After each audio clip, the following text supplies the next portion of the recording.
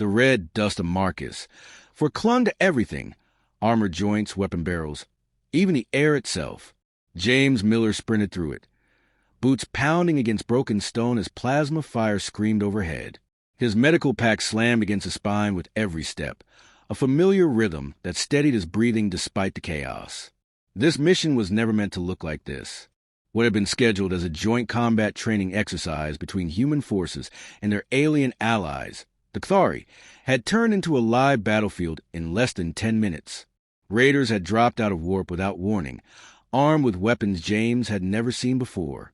Weapons that screamed instead of roared. "Medic! We need a medic now!" The call cracked through James's comms, sharp with urgency. The voice belonged to Captain Reyes, a man who avoided asking for medical support unless there was no other option left. James changed direction instantly. 10 years as a combat medic had carved certain instincts deep into his bones. Move fast, stay low. Ignore the fear. He slid behind a shattered transport as an explosion blossomed nearby, painting the violet sky with fire. His armor was scraped and scorched, but the white medical insignia on his shoulder still stood out clearly. As he rounded a jagged rock formation, James skidded to a halt. The scene ahead was wrong. 3 human soldiers were pinned behind wreckage, returning fire toward unseen enemies. But that wasn't what froze him. Lying just beyond them was a Cthari warrior, massive even by their standards. Nearly 8 feet tall, armored in what was once polished silver, now split open across the chest. Dark blue blood pooled beneath the alien's body, steaming faintly where it touched the dust. James's heart dropped. Cthari warriors were legendary, tough beyond reason. He had never seen one wounded like this, let alone still breathing. "Miller!" Captain Reyes shouted, firing over cover. They hit Krell with some kind of piercing weapon. It went straight through his chest. "He's dying." James didn't hesitate. He was already moving. He slid to the alien's side, his training taking over as the sounds of battle faded into background noise. Krell, the Cthari warrior, was conscious, barely, for golden eyes blinked slowly as they focused on James. "Stay still," James said calmly, pulling out his scanner. "I've got you." The device chirped, then screamed warnings. Blood pressure collapsing. One primary heart ruptured. Secondary heart failing to compensate. The odds were brutal. "Human," Krell rumbled weakly, his voice still deep despite the damage. "Save your supplies. They are better spent on your own." James ignored him. "That's not how I work." He opened his advanced medical kit, hand steady even as another explosion shook the ground nearby. The scanner displayed something else. Something James had learned months ago during Alliance briefings. Cthari blood was structurally similar to human blood. More importantly, Cthari biology had no blood type rejection. Their bodies adapted to whatever they received. An idea formed, reckless, dangerous, and possibly brilliant. James pulled out a transfusion unit. "What are you doing?" Captain Reyes shouted between bursts of gunfire. James didn't look up. Either something very smart or very stupid. He connected the tube to his own arm, then to a port built into Krell's armor, an emergency access point designed for battlefield medicine. The alien stirred weakly. "Human, you dare." "Yes." James snapped, activating the pump. "I dare." Red flowed into blue. The effect was immediate. Krell's ragged breathing steadied. The scanner alarm softened, shifting from critical red to unstable yellow. James stared, stunned, as tissue around a wound began to tighten, healing faster than any Cthari regeneration he'd studied. "By the first stars," Krell whispered, eyes widening, "you share your life force." James exhaled slowly, focusing on not passing out. "Just doing my job." 5 minutes later, he disconnected the unit. Krell was alive, stabilized. A massive hand closed gently around James's forearm. "This act," Krell said, strength slowly returning to his voice, "binds us.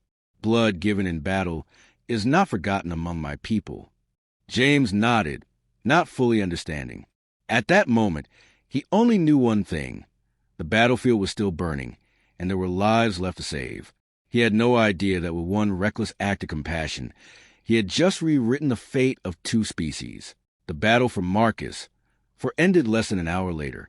Pirate ships broke formation and fled once Kthari reinforcements arrived, leaving behind scorched earth, wreckage, and the heavy silence that always followed violence. James barely noticed any of it. He sat on the floor of medical transport, helmet discarded, staring at the faint blue streaks still drying on his gloves. Across from him stood Krell. The Kthari warrior should have been unconscious or dead. Instead, he stood upright, leaning lightly against a restraint bar as automated scanners hummed around him. The torn armor across his chest had been removed, revealing skin already knitting together in patterns James had never seen before. "You should be lying down," James muttered, exhaustion finally creeping in. Krell's four eyes focused on him. "I have endured worse." "That's comforting," James replied dryly, "but you're still my patient." The transport shuddered as it entered orbit. Medical drones continued their work, projecting holographic readouts into the air. Every display told the same impossible story. Krell's vitals weren't just stable. They were improving at a rate that made no medical sense. A human doctor stepped into the bay, tablet in hand. Dr. Elena Ward, xenobiology specialist, looked from the readings to James and back again. "James," she said slowly, "what exactly did you give him?" James rubbed his arm where the transfusion port had been. "About half a liter of my blood and a prayer." Dr. Ward blinked. "That's not reassuring." Before she could continue, Krell straightened. "The human gave what your species calls blood, what my people call essence." The word carried weight. Dr. Ward hesitated. "Essence. In Kthari tradition," Krell explained, "blood spilled in battle carries memory, strength, and intent. To share it willingly creates a bond." James shifted uncomfortably. "You're saying I accidentally signed up for some kind of ritual?" Krell inclined his head. "Accident does not lessen meaning." 3 weeks later, James found himself staring through reinforced glass inside a pristine medical station orbiting Kthar Prime.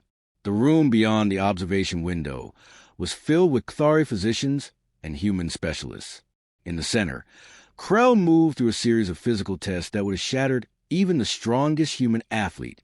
He lifted weighted pylons designed for exoskeleton testing. He reacted to light-speed reflex drills without hesitation. His regeneration rate had doubled. "No!" Dr. Ward murmured beside James. "Tripled." James leaned closer to glass. "That's not possible." "And yet," she said, scrolling through data, "here we are." The door behind them slid open with a soft chime. An elderly Kthari entered, draped in ceremonial robes instead of armor. His posture radiated authority. "Blood giver," the elder said, bowing slightly. James froze. "You don't have to." "Yes," the elder replied gently. "I do." Dr. Ward stiffened. "Elder Thax, head of the Kthari Medical Council." Thax's four eyes studied James with intense curiosity. "What you did on Marcus, for it was not merely an act of survival. It awakened something long dormant." He gestured, and a holographic projection bloomed between them. Spiraling strands of alien DNA interwoven with human markers. "Your blood reactivated suppressed traits within Krell's biology," Thax continued. "Strength, regeneration, cognitive acceleration." James swallowed. "I didn't mean to change him." "That is precisely why it matters," Thax replied. "You acted without seeking reward." The door to the testing chamber opened, and Krell entered, fully armored now. He placed a hand over his chest in a formal salute when he saw James. "You live," James said, relief slipping through his exhaustion. "Because you chose compassion over caution," Krell answered. "Among my people, that choice forges kinship." Dr. Ward glanced between them. "Elder, what are you suggesting?" Thax's voice lowered. "In our oldest histories, there are tales of blood bonds, warriors made stronger by shared essence. But never has such a bond crossed species." James felt the weight of the moment settle on his shoulders. "So what happens now?" Thax met his gaze. "Now, blood giver, the council must decide whether what you carry is a danger or the key to our future." Krell stepped beside James, towering yet protective. "Whatever that decision, He is under my protection." James looked up at the alien warrior, who had nearly died in his arms. For the first time, he understood that the battlefield on Marcus, for having the end of something, it had been the beginning. The descent toward Cthar Prime felt unreal. James watched through the viewport as the planet rose to meet them, wrapped in bands of gold and deep violet clouds. 3 moons hung in perfect balance above the atmosphere, their light reflecting off sprawling crystal cities that shimmered like living gemstones. Even after weeks of briefings, simulations, and medical clearances, James struggled to believe he was actually here. First human officially invited to the Cthari homeworld. Krell sat at the pilot's console, his massive frame handling the controls with surprising finesse. "Your heart rate has increased," he noted calmly. James huffed a quiet laugh. "Is it that obvious?" "Yes." "Then yeah," James admitted. "I'm nervous." Krell inclined his head. "That is acceptable. Courage is not the absence of fear." They passed through layered energy shields that rippled like water as the transport descended. James felt the gravity shift, heavier than Earth, but carefully moderated by his adaptive suit. The city below grew larger, towering spires of crystal and metal intertwined in ways that felt both ancient and impossibly advanced. "High Council requested your presence urgently," Krell said. "Even I was not told why." That didn't help James relax. The ship landed atop a massive platform extending from a central spire. As the hatch opened, warm air rushed in, carrying a faint metallic scent. Cthari citizens paused in their movements as James stepped onto the platform, some bowing slightly, others simply staring. The attention made his skin prickle. Inside, the corridors glowed softly, the crystal walls shifting color in response to movement. Every step echoed with significance James wasn't sure he deserved. They entered the council chamber, a vast circular hall with 7 elevated seats arranged in a crescent. Elder Cthari sat in ceremonial armor, their presence commanding silence. Holographic projections filled the air. Medical data, genetic sequences, and images that made James's breath catch. Massive Cthari warriors, but different. "These," said the central figure, his voice resonant and steady, "are our ancestors." James recognized Elder Thax, standing beside the High Elder. The High Elder continued, "Before technology reshaped us, before we altered our bodies to better serve machines." The images shifted, showing Cthari forms larger, denser, naturally armored. "We sacrificed physical potential for precision," the High Elder said. "It served us well until now." Another hologram appeared. Human blood cells interacting with Cthari DNA. "Your blood carries what we removed," an elder said. "Not intentionally preserved, simply retained." James felt dizzy. "You're saying humans never lost it?" "You adapted differently," Thax replied. "Your biology favors resilience." Krell stepped forward. "The changes within me continue. Strength increases daily. My mind is clearer. My regeneration exceeds medical expectation." James looked at him sharply.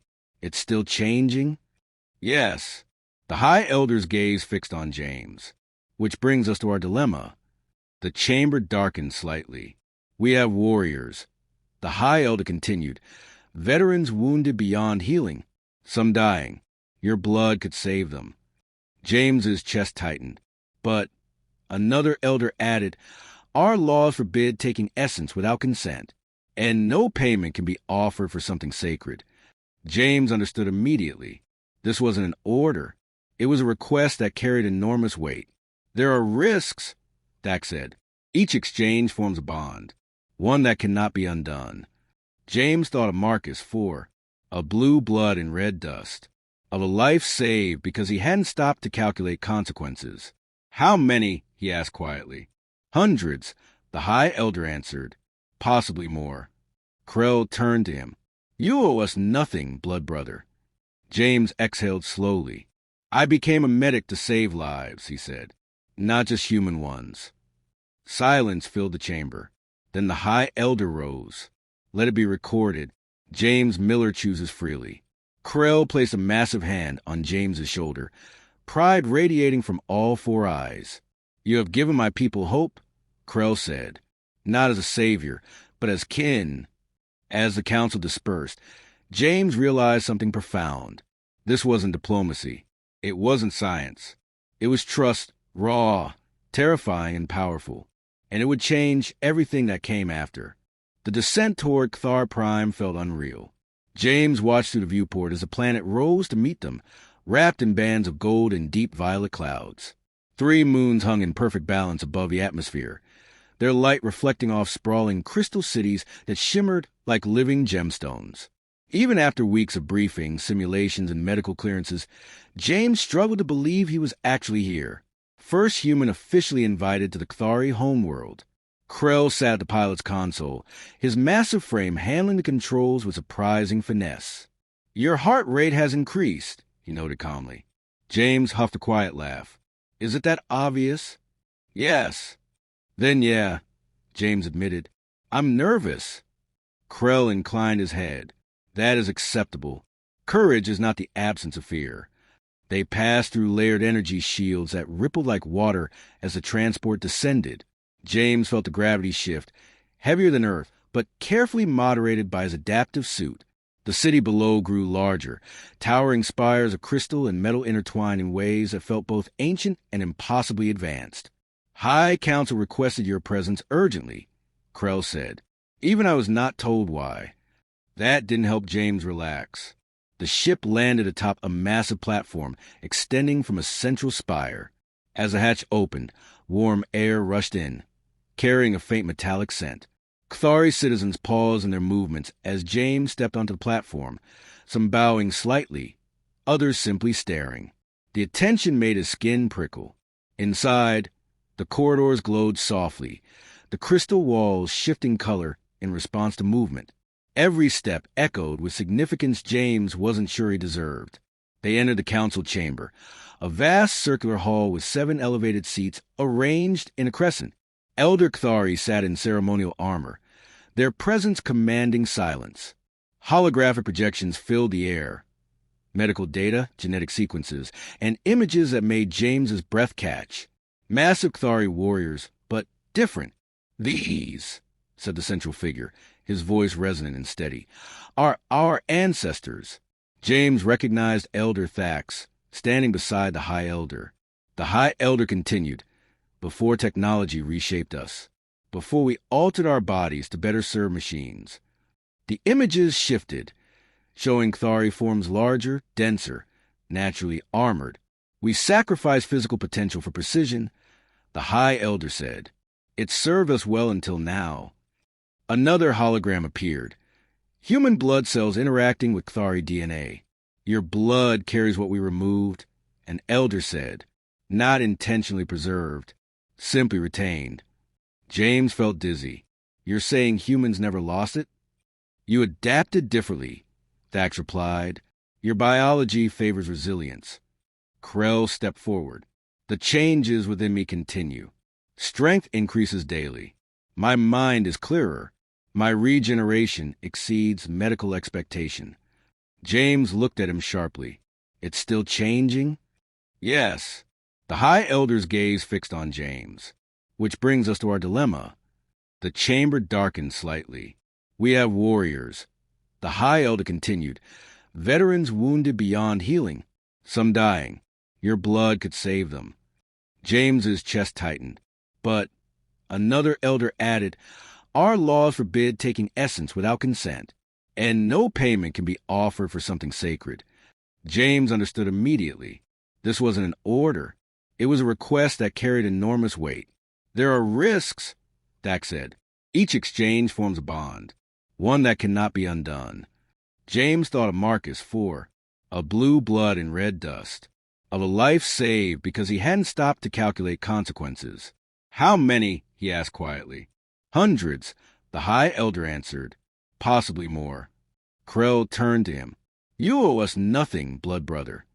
James exhaled slowly. "I became a medic to save lives," he said. "Not just human ones." Silence filled the chamber. Then the High Elder rose. "Let it be recorded.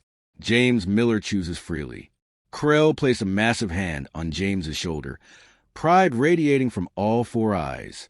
"You have given my people hope," Krell said. not as a savior, but as kin. As the council dispersed, James realized something profound. This wasn't diplomacy. It wasn't science. It was trust, raw, terrifying, and powerful. And it would change everything that came after. The medical chamber hummed with controlled energy as Drax, a Cathari veteran whose legs had not moved in 30 standard cycles, gripped the sides of the treatment platform. James sat in a reinforced chair beside him. Sleeves rolled up, a familiar ache pulsing through his arm. The faint scent of antiseptic and ionized crystal filled the air. "Begin when ready," Dr. Ward said softly. James nodded. The transfusion unit activated, and once again red flowed into blue. Drax gasped, not in pain but in shock. Monitors spiked, then steadied. Neural pathways long classified as irreparable lit up across the holographic display, like a star map coming back to life. "I can feel them," Drax whispered. "My legs." Minutes later, the impossible happened. The veteran stood. His movements were unsteady at first, but real, undeniably real. Drax stared at his own limbs, for eyes shining with disbelief. "I can walk," he said hoarsely. "After all this time, I can walk." James swallowed hard, dizziness washing over him. This was his 4th transfusion that week. The fatigue came faster now, lingered longer, but moments like this made it worth it. Dr. Ward didn't look away from her instruments. "It's not just repair anymore," she murmured. "Your blood isn't healing, it's rebuilding." Krell stood guard near the door, his presence immovable. "The warrior clans speak of the Earth Gift," he said quietly. "Your name carries weight among them now." James managed a tired smile. "I was hoping for something less dramatic." Dr. Ward projected a new hologram. It showed strands of Cathari DNA changing, then stabilizing. "There's more," she said. "These changes don't stop with the individual. They're heritable." James looked up sharply. "You mean the reactivated traits pass to their children?" she confirmed. "Permanently." The room went silent. Elder Thax entered moments later, ancient scrolls tucked beneath one arm.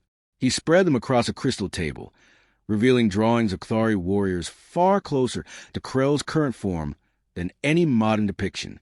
"These are what we once were," Thax said, "not merely stronger, but whole." James pressed a hand to his forehead. "I never meant to change your species." "And yet," Thax replied gently, "you are returning what we surrendered." Drax approached James and bowed, a deep warrior's bow. "You did not just heal me. You restore my honor." James stood, unsteady but resolute. "How many more need help?" Thax consulted a data slate. "Across all worlds? Thousands." Each bond would deepen the connection. Each transfusion would tie James to another life, another family, another future. "Then we'd better keep going," James said. Weeks passed in a blur of light, pain, and awe. James shared his blood with warriors shattered by plasma burns, nerve damage, organ failure. Every time, the results were the same: rapid recovery, heightened strength, accelerated cognition, and something else. Dr. Ward hesitated before bringing it up. "James, we're seeing changes in you." She displayed his latest scans. His muscle density had increased, bone structure reinforced. Healing rates exceeded human norms. "Your cells are adapting," she said. "Every time Cathari blood returns to you, it alters your own biology." James flexed his hand, watching the subtle shift beneath the skin. "Am I still human?" "Yes," she said firmly. "But you're becoming more." Krell placed a hand on James's shoulder. "The bond flows both ways." That night, James woke suddenly. The room was dark, but he could see everything. Every contour, every shadow, perfectly clear. He stared at his reflection. His eyes held a faint glow now, barely noticeable, but unmistakable. The cost of healing wasn't just exhaustion. It was transformation, and there was no turning back.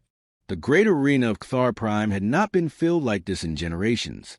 Tier upon tier of stone and crystal rose toward the night sky, packed with tens of thousands of Cathari warriors. Their armor gleamed beneath the light of the 3 moons, reflections dancing across etched battle scars and ceremonial markings. The air thrummed with anticipation and division. James stood in the preparation chamber beneath the arena, breathing slowly as his pulse echoed in his ears. His body felt different now.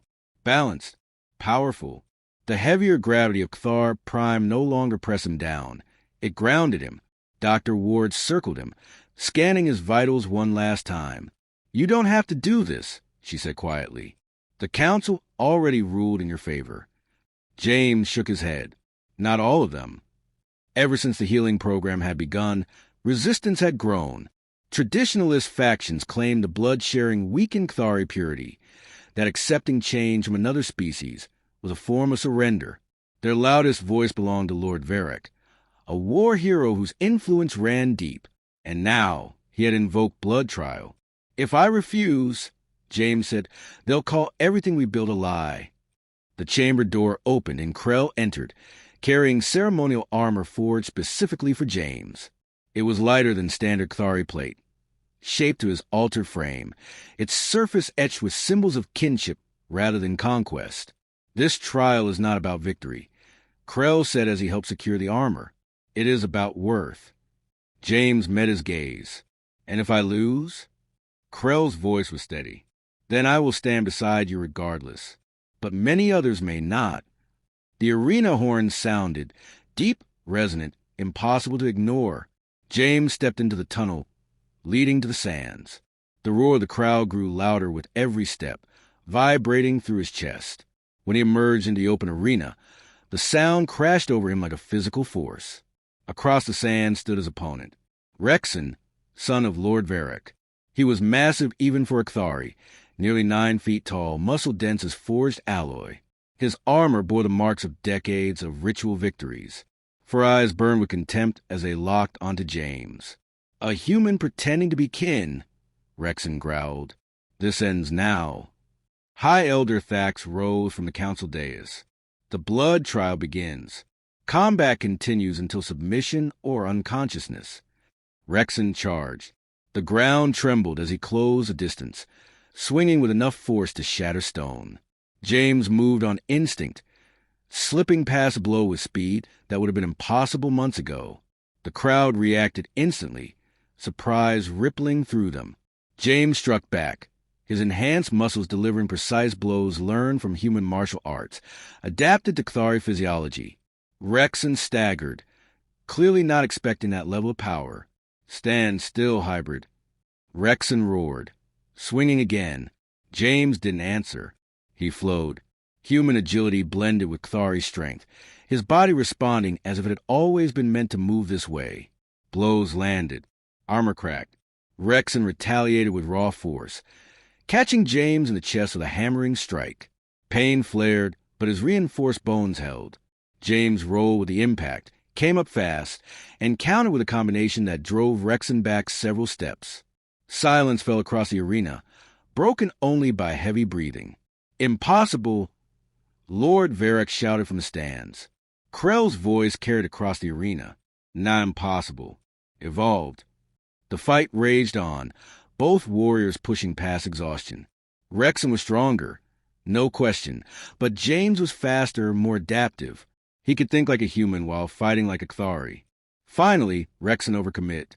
James ducked under a wide swing, locked his arms, and executed a maneuver Krell had drilled into him countless times. Rexon hit the sand hard, the impact echoing across the arena. James held him there, unyielding. "Yield," James said quietly. "There is no shame." For a long moment, pride warred with reality. Then Rexon's eyes dimmed slightly. "I yield." The arena erupted. James released his grip and helped Rexon to his feet, offering a warrior's nod. Even Rexon returned, shaken but respectful. High Elder Thax stood. "Let it be known. The blood trial is decided." Lord Varric said nothing. James stood beneath the 3 moons, chest rising and falling, his faintly glowing eyes scanning the crowd. In that moment, he hadn't just defended himself. He had proven that change was not weakness. It was survival, and the future of both species had just stepped into the light. 1 standard year after the blood trial, the Grand Convergence Hall stood filled beyond capacity. Crystal pillars rose toward a vaulted ceiling, refracting light into soft spectrums that bathed the gathered leaders of Earth and Cthar Prime alike. Human diplomats stood beside armored Cthari elders, no longer separated by guarded distance but by shared purpose. At the center of it all stood James Miller. He barely recognized the man he'd been on Marcus, for he was taller now, broader, his movements effortless even under Cthari gravity. Faint silver patterns traced the skin when the light hit just right, and his eyes, still human, carried a quiet glow that marked him as something more. Not a symbol, a bridge.